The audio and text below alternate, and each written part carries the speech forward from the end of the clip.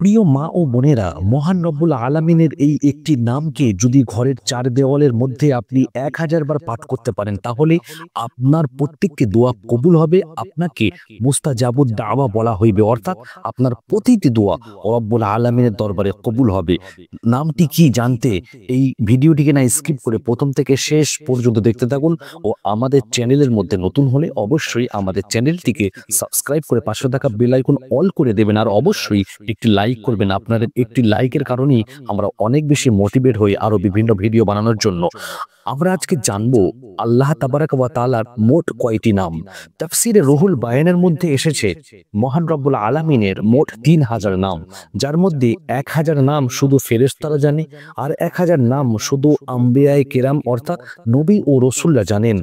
আর 300 নাম তাওরাইতের মধ্যে আছে, আর 300 নাম জাবুরের মধ্যে আছে, আর 300 নাম ইনজিলের মধ্যে আছে, আর 99টি নাম পবিত্র কোরআনুল কারীমের মধ্যে আছে। এমন একটি ইসমে আজম, এমন একটি নামকে যদি আপনি পাঠ করতে পারেন দিনেতে মাত্র 1000 বার, তাহলে আপনার প্রত্যেকটি দোয়া রব্বুল আলামিনের দরবারে কবুল হয়ে যাবে ইনশাআল্লাহ। আর যদি আপনি প্রত্যেক নামাজের পরে এই নামটিকে 100 বার করে পাঠ করতে পারেন, তাহলে আপনার মধ্যে কাশফ শক্তি চলে আসবে, অর্থাৎ আধ্যাত্মিক শক্তি চলে আসবে। আপনি যে কোনো দোয়া করবেন, আপনার দোয়াটি যদি শরীয়ত সম্মত হয়, শরীয়ত বিরোধিতা না হয়, তাহলে আপনার প্রত্যেকটি দোয়া কবুল হবে ইনশাআল্লাহ। তবে বিশ্বাস ও ভরসা ইয়াকিন আল্লাহ পাকের প্রতি রাখবেন, তাহলে আপনার প্রত্যেকটি দোয়া দেখবেন খুব সহজেই নিমিষে কবুল হয়ে গিয়েছেন। তবে দোয়া কবুল হওয়াতে খুব বেশি তাড়াহুড়ো করলে চলবে না।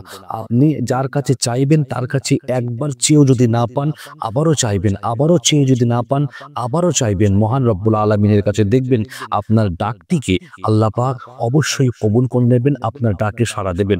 আপনার কাছে আমি একটি প্রশ্ন রাখি, দুটি মানুষের কথা আমি বলবো, একটি ভালো মানুষ আর একটি খারাপ মানুষ, অর্থাৎ একটি পরহেজগার নামাজি মুত্তাকি ব্যক্তি, আর এক ব্যক্তি যিনি নামাজ পড়ে না, বিভিন্ন নেশাগ্রস্ত অবস্থায় থাকে, খারাপ পথে চলে।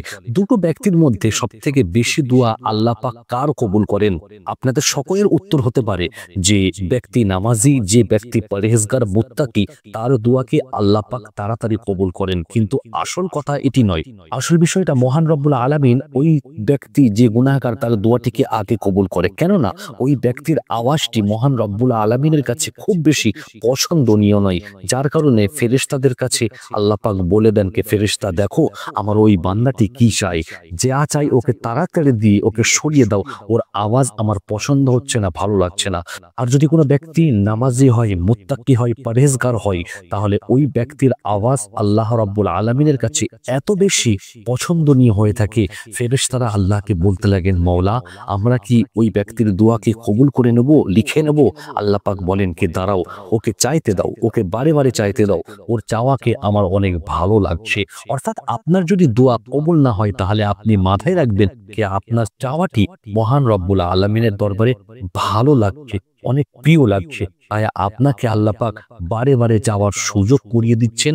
আপনার আওয়াজটি আল্লাহর দরবারে অনেক বেশি পছন্দনীয়। প্রিয় দর্শক, মহান রব্বুল আলামিনের যদি এই নামটিকে আপনি দিনের মধ্যে 1000 বার পাঠ করতে পারেন, ছোট্ট একটি ইসমে আজম, তাহলে আপনিও মুস্তাজাবুদ দাওয়া হতে পারেন, অর্থাৎ আপনারও দোয়া আল্লাহর দরবারে কবুল হতে পারে। ছোট্ট ইসমে আজমটিকে আপনারা নামাজের পরে তেলাওয়াত করার চেষ্টা করবেন ওযু অবস্থায়।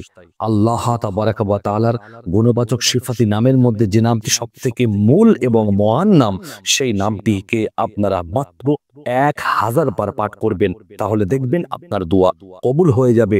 দোয়া যদি শরীয়ত সম্মত হয়, তাহলে আপনার দোয়া কবুল হবে।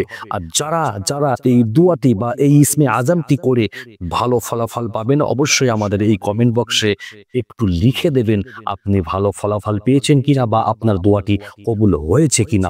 সেটি যে কোনো দোয়া হতে পারে, শরীয়ত সম্মত হলেই আপনার দোয়া কবুল হবে ইনশাআল্লাহ। ছোট্ট ইসমে আজমটিকে আপনারা 1000 বার পাঠ করবেন, তারপর পূর্বে অবশ্যই 3 বার ইস্তেগফার পাঠ করে নেবেন। আস্তাগফিরুল্লাহ, আস্তাগফিরুল্লাহ, আস্তাগফিরুল্লাহ। তারপরে 3 বার দুরূদ শরীফ পাঠ করবেন। যে কোনো দুরূদ, চাইলে নামাজের দুরূদটা পড়তে পারেন, না হলে আপনারা এই দুরূদটিকে পড়তে পারেন, সাল্লাল্লাহু আলাইহি ওয়াসাল্লাম। তারপরে আপনারা ইসমে আজমটিকে ঠিক এইভাবে পড়বেন, ইয়া আল্লাহু, ইয়া আল্লাহু, ইয়া আল্লাহু। আপনারা মাত্র 1000 বার হাতে গুনে তাসবিহ না হাতে নিয়ে যদি আপনি পাঠ করতে পারেন, তাহলে আপনার প্রত্যেকটি দোয়া কবুল হবে ইনশাআল্লাহ। দেখা হবে আবারও কোনো ভিডিওর মাধ্যমে। ভালো থাকবেন, সুস্থ থাকবেন। আল্লাহ হাফিজ।